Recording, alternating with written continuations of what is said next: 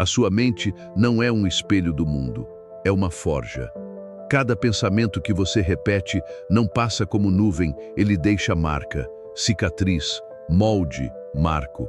Aurélio sabia disso há quase 2000 anos. Sua inteligência será como as coisas que você frequentemente imagina, pois a alma é colorida por suas representações.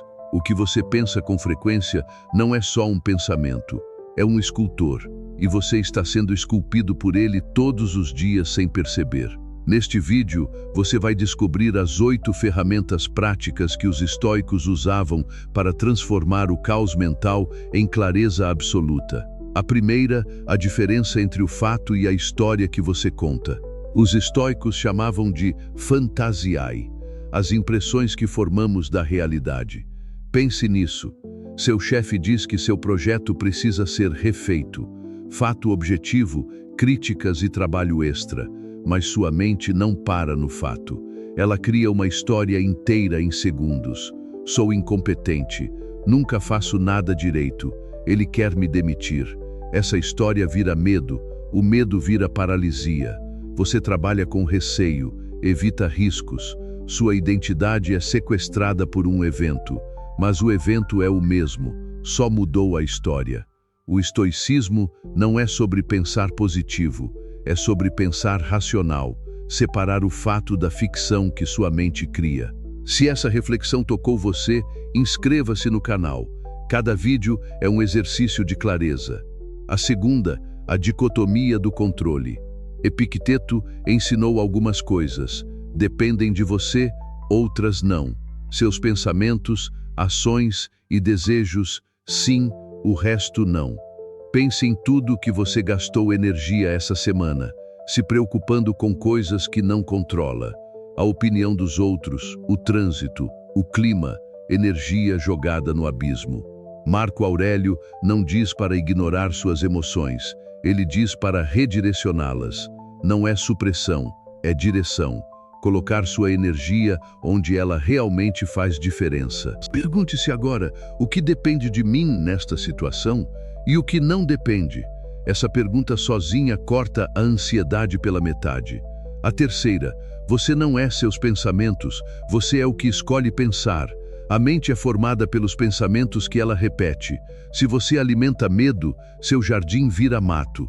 A felicidade da sua vida depende da qualidade dos seus pensamentos, não da quantidade de dinheiro, não do status, não do que os outros acham, da qualidade do que passa pela sua cabeça.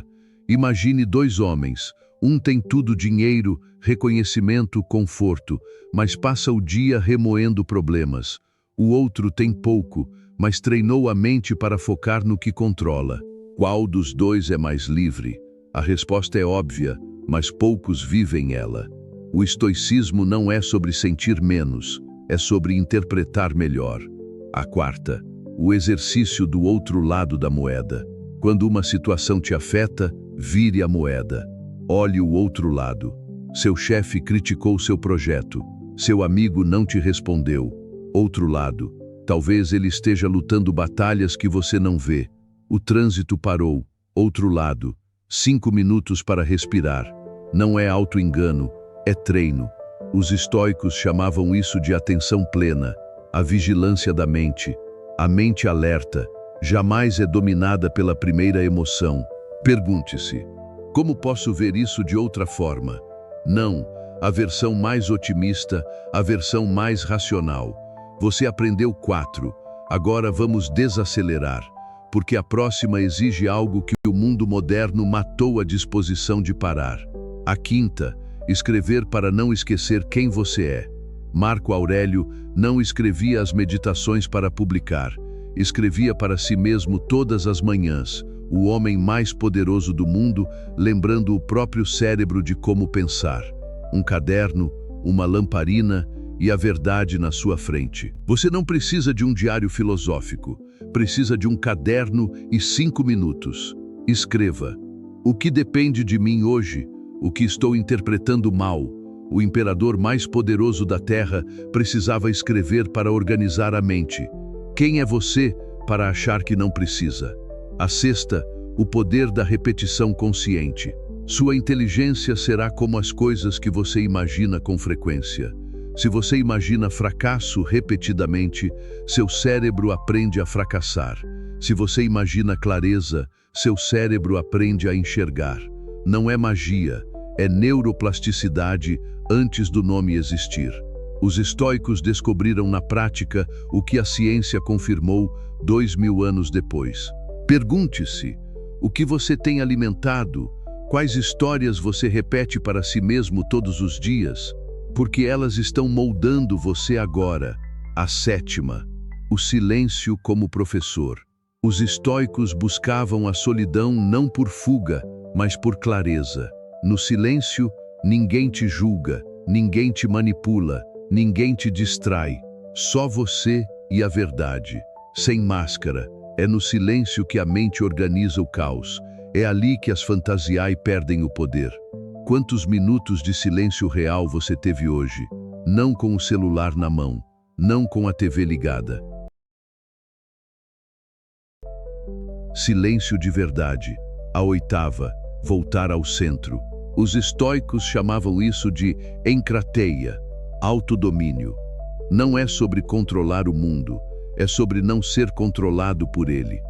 Toda vez que você reage a uma provocação, você entregou o controle. Toda vez que você responde com calma, você tomou ele de volta. O mundo vai continuar tentando te arrastar para fora de si. Seu trabalho é voltar, sempre voltar, quantas vezes forem necessárias. Você não controla o que acontece lá fora, mas controla o que constrói aqui dentro. Essa é a verdadeira liberdade, e ninguém pode tirar ela de você. Se esse conteúdo fez sentido para você, compartilhe com alguém que precisa ouvir.